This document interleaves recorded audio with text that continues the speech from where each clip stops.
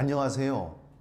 오늘은 우리가 신앙생활을 하는 가운데 가장 중요한 신학적인 주제 가운데 하나가 바로 삼위일체 하나님에 대한 교리인데요. 이 삼위일체에 대한 교리는 정말 알쏭달쏭하고 헷갈리잖아요. 오늘 내 인생의 정말 마지막 삼위일체에 대한 이해, 이런 목표를 가지고 이 방송을 여러분이 들으신다면 삼위일체에 대해서 확실하게 정리하실 수 있다고 생각이 듭니다. 그렇기 때문에 끝까지 이 영상을 시청해야 여러분들이 삼위일체에 대한 정확한 이해 그리고 올바른 신앙 안에 있게 될 것이니까요. 끝까지 함께 해주시기를 바랍니다. 어느 날 어떤 교회 목사님이 저녁 예배 시간에 이 삼위일체에 대한 교리를 설명해 주시고 계셨습니다. 자, 성도 여러분, 제가 교회에 나와서 이렇게 설교를 하고 있을 때는 제가 목사이죠. 그러나 제가 집에 가면은 제 아내는 저를 남편으로 맞이합니다. 그리고 제 자녀들은 저를 아버지로 이렇게 맞이하게 됩니다. 그러니까 저라는 사람은 딱 한 사람인데 제가 아버지가 될 수도 있고 남편이 될 수도 있고 또 여러분들에게는 또 목사가 될 수 있는 이렇게 여러 가지 모습으로 나타날 수 있죠. 마치 하나님이 그렇게 우리에게 역사하실 수 있습니다. 성부 하나님으로도 성자 하나님으로도 성령 하나님으로도 우리에게 역사하시는 그런 하나님의 모습이 바로 그런 모습입니다. 그러니까 하나님은 한 분이신데 한 분이신 하나님이 여러 가지 모습으로 삼위의 모습으로 나타나시는 그런 하나님을 우리는 삼위일체의 하나님입니다. 이렇게 설명을 하시니까 성도님들이 귀에 쏙쏙 들어오잖아요. 잘 이해가 가고 고개를 끄덕끄덕 하십니다. 그런데요, 이런 설명은요, 대표적인 이단의 모습입니다. 이 이단을요, 우리는 양태론적 이단이라고 합니다. 하나님이 여러 가지 모습으로 나타날 수 있다. 양태론적 이단이라고 보는데요. 근본적으로 양태론적인 이단은요, 하나님을 한 분으로 생각하시는 거예요. 근데 우리가요, 삼위일체를 잘 이해하려면요, 첫 번째 이 단추가 뭐냐면요, 하나님은 세 분이시다. 이걸 이해하는 것부터 시작합니다. 하나님은 한 분이시다라고 생각을 하면요, 영원히 이 삼위일체를 이해하기 어렵습니다. 하나님은 세 분이십니다. 여러분 생각해 보세요. 예수님께서 하나님 앞에 기도를 드리잖아요. 근데 여러분, 예수님이 만약에 하나님께서 예수님의 모습으로 나타나셨다면은 자기가 자기에게 기도를 하는 이런 모순이 생기게 됩니다. 그렇잖아요. 하나님이 한 분이시라면 자기 자신이 자기 자신에게 기도를 하는 일이 생깁니다. 그리고 여러분, 예수님이 십자가에 달려 그렇게 돌아가시잖아요. 그럼 하나님이 예수님의 모습으로 나타났으면 그때 하나님이 돌아가신 거예요? 그러니까 여러분, 이게 이해가 안 가는 거예요. 하나님은 살아계시지 돌아가신 분이 아니시거든요. 그러니까 처음부터 하나님은 한 분이시다라고 생각하는 것이 바로 삼위일체를 잘못 이해하게 되는 출발점이 거기에 있습니다. 여러분 꼭 기억하십시오. 뭐요? 하나님은 세 분이시다. 그러니까 여러분, 우리가 삼위일체를 이해하는 게 굉장히 중요한데, 여러분은 그냥 교회 열심히 다니고 신앙생활 잘하면 되지, 굳이 내가 이 복잡하고 어려워 보이는 이 삼위일체를 꼭 이해해야 할 필요가 있을까? 이렇게 혹시 생각하실 수 있잖아요. 근데 여러분 생각해 보세요. 주일에 예배 드리러 가잖아요. 그럼 우리가 주로 예배 시간에 드리는 찬양 가운데 이런 찬양이 있습니다. 성부 성자와 성령 성삼위께 영광 영광. 성부 성자 성령님을 매 주일마다 찬양합니다. 성삼위 하나님께 항상 영광을 돌립니다.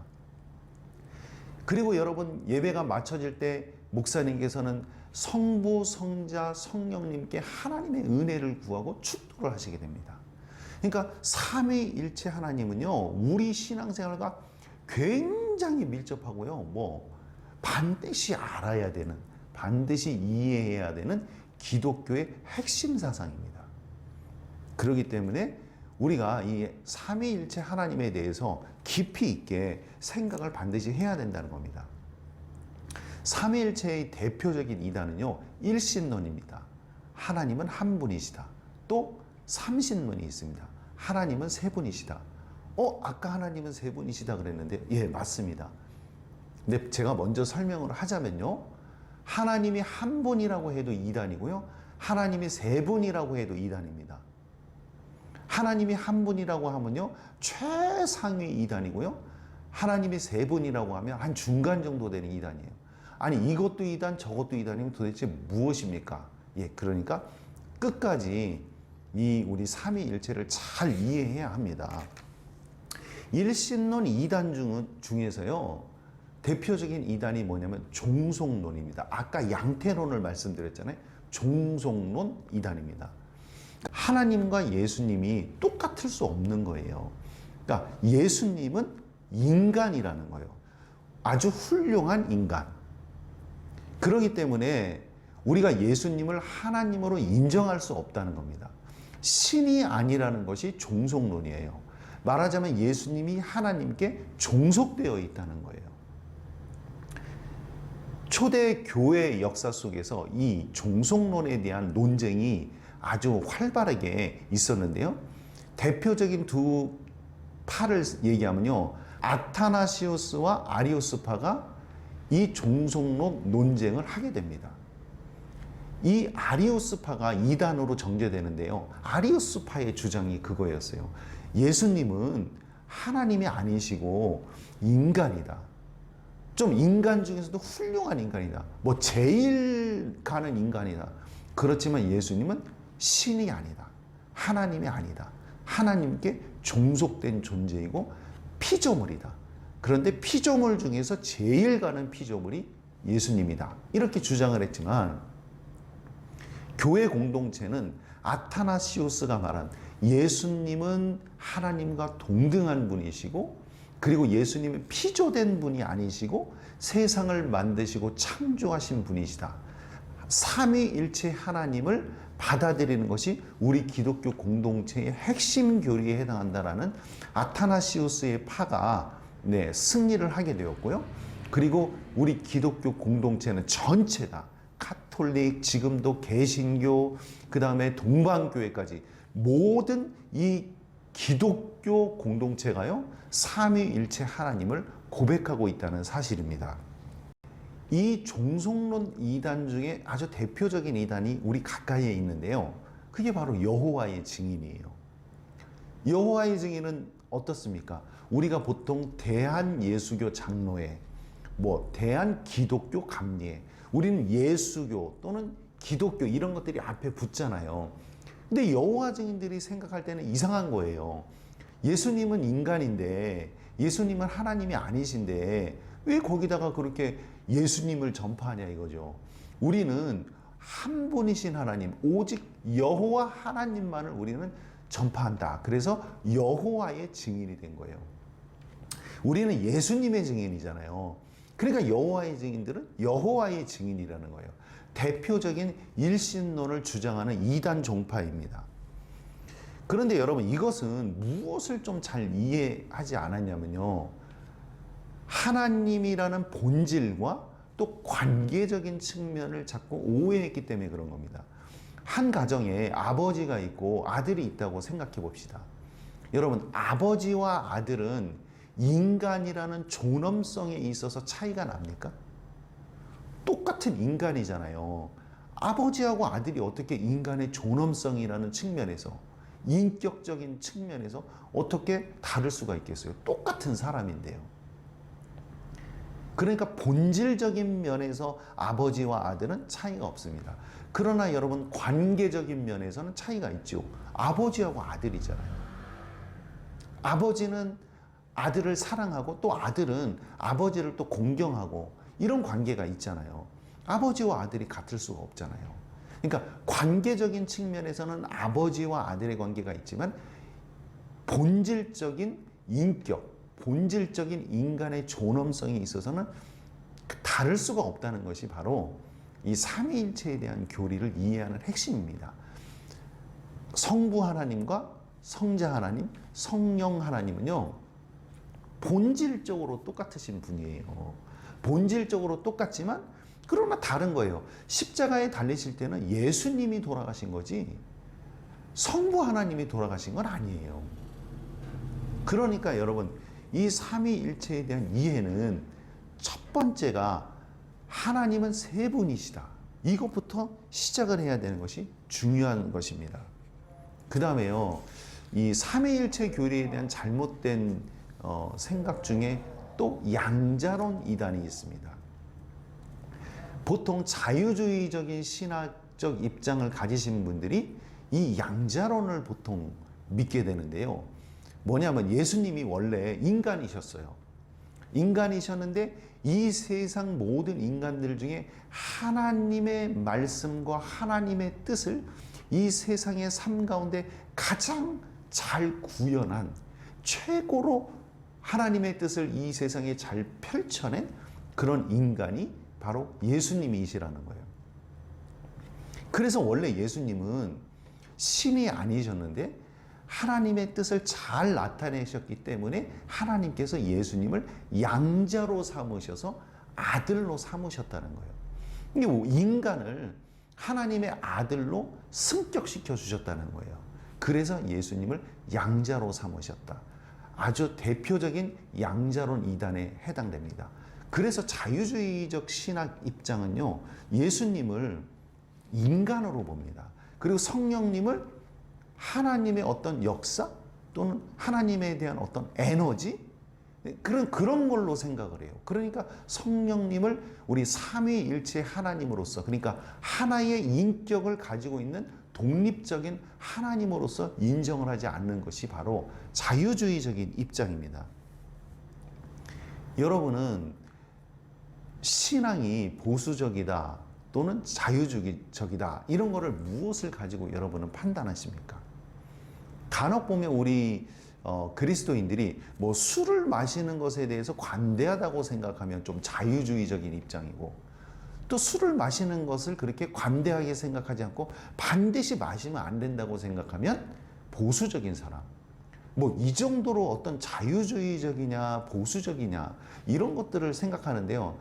정말 앞으로는 이런 생각을 좀 안 하셨으면 좋겠습니다. 정말 잘못돼도 한참 잘못된 것입니다. 술을 마시느냐가 안 마시느냐가 무슨 자유주의적이냐 보수적이냐를 결정할 수 있는 것입니까? 아무리 술을 마셔도요, 굉장히 보수적인 분이 계시고요, 아무리 술을 한 방울도 입에 안 대셨어도요, 아주 자유주의적인 분이 계십니다. 그러니까 그것은 절대로 우리의 신앙의 컬러를 결정하는 것이 아니라는 것입니다.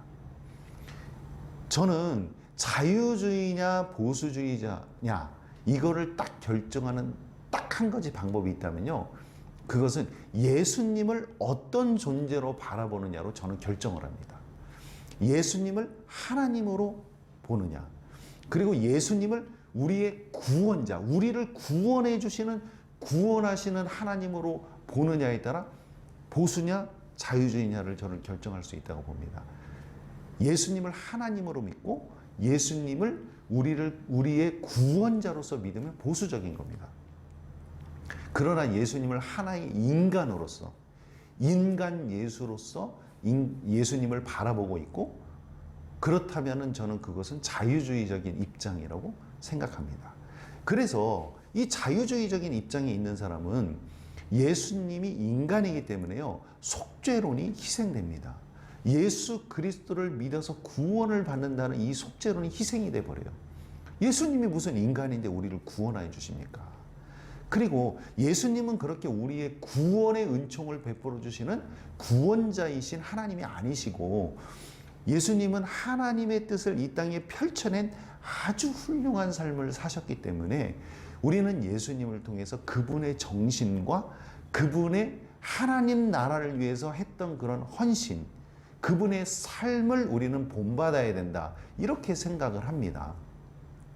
그러나 이것은 자유주의가 얼마나 양자론에 빠져 있는지, 그런 이단인지를 분명하게 나타냅니다.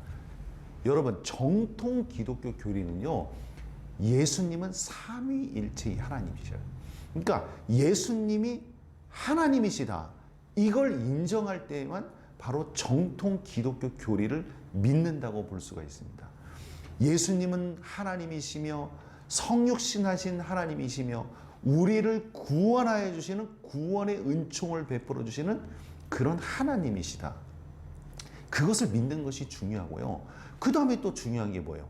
그러니까 우리는 예수님이 이 땅에 오셔가지고 펼쳐내신 예수님의 삶과 예수님의 인격, 예수님의 나라, 예수님의 생각, 그런 것들을 우리가 배우고 실천해야 되는 거예요.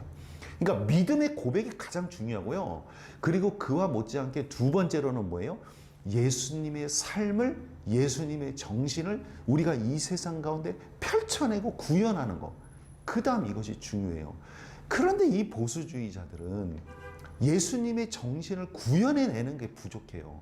그냥 예수님을 찬양하고 예수님은 나의 구원자, 이렇게 찬양하고 경배하고 예수님을 통해서 구원의 은총을 경험하는 건 좋은데, 정말 예수님께서 이 땅에 오셔가지고 펼쳐내신 예수님의 삶과 인격, 예수님이 어떻게 이 세상 가운데 하나님의 뜻을 펼치셨는가, 예수님의 정신을 배우고 익히고 실천하는 데는 굉장히 그런 거에 관심이 적고, 좀 예수님을 구원자로서만 이렇게 생각하는 경향이 있습니다.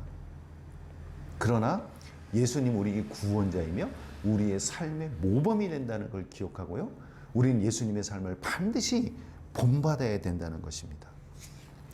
여러분, 그래서 예수님은 인간이 아니시라는 거예요. 어떤 신학교 채플 시간에요, 한 신학생이 막 대표 기도를 하는데요, 막 기도를 다 한 다음에 맨 마지막에 이렇게 기도를 마쳤다고 합니다. 작은 예수 전태일의 이름으로 기도합니다. 그래서 이 신학교에서 이 기도가 문제가 됐었는데요. 전태일의 이름으로 기도한 거예요. 전태일 하면 잘 아시잖아요. 평화시장 노동자였고 정말 노동운동을 위해서 자기의 생명을 바쳤던 그런 전태일 열사였습니다. 그러나 여러분, 예수님과 전태일이 어떻게 같아요? 예수님의 정신을 실천하는 전태일 열사, 이런 건 맞지만 전태일의 이름으로 기도합니다. 이게 어떻게 가능하냐 이거예요.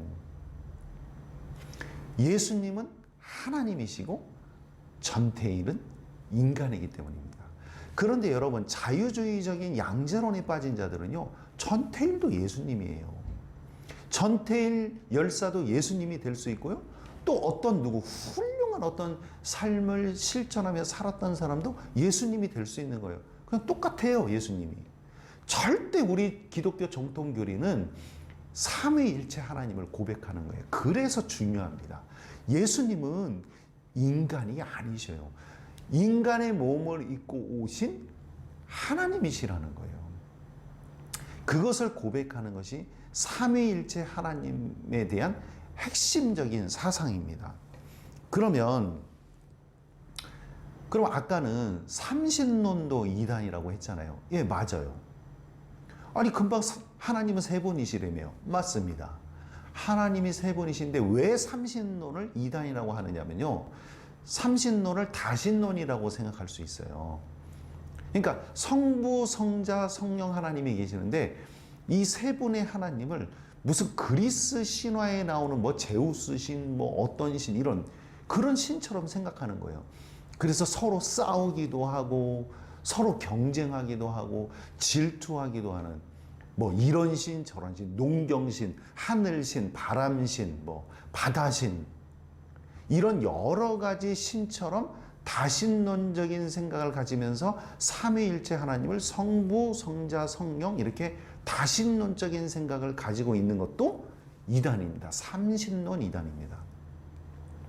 하나님께서는요, 세 분의 하나님이시지만 그런 그리스 신화에 나오는 그런 신적인 존재가 아니고요. 철저하게 이 세 분의 하나님이 하나 되심을 이루고 있는 아주 독특한 하나님의 존재 양식을 가지고 있기 때문에 우리가 삼위일체의 하나님이시라는 거예요. 그러니까 세 분의 하나님이신데 이 세 분의 하나님이 하나 되심을 이루는 교리, 그것이 바로 삼위일체의 교리라는 것입니다. 그럼 삼위일체가 좀 잘 나타나 있는 성경 구절을 한번 찾아서 읽어보도록 하겠습니다. 첫 번째로요, 마태복음 28장 19절입니다. 그러므로 너희는 가서 모든 민족을 제자로 삼아 아버지와 아들과 성령의 이름으로 세례를 베풀고, 이러지 않았습니까?